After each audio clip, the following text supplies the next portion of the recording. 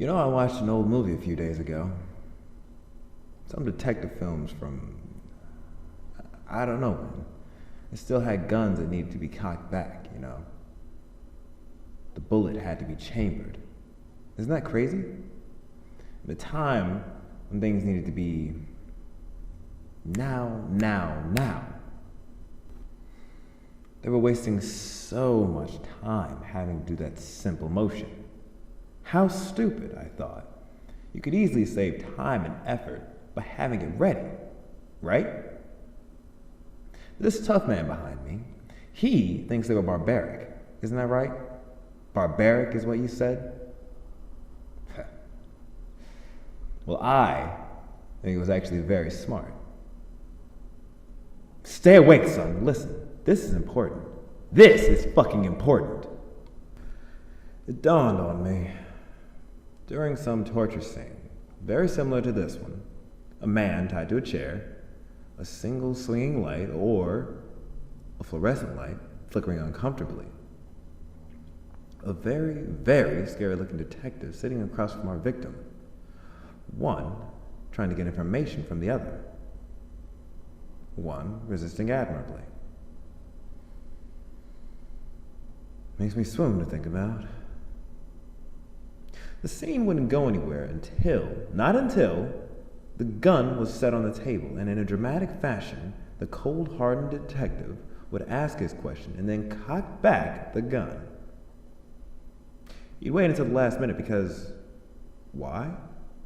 Why do you think? The sound. The sound is everything, my dear boy. That very simple click. The bullet sliding ever so ready to be fired. It's a terrifying sound, if you think about it.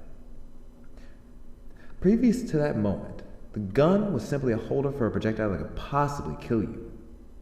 Once that sound was made, once that bullet slid into place, suddenly things were very real.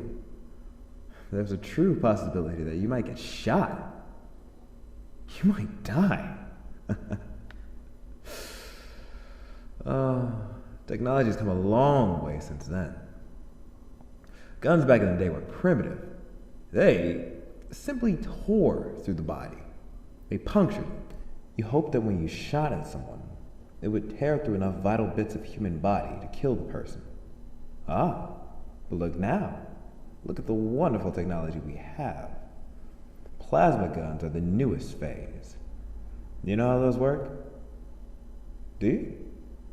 No? Let me explain, see.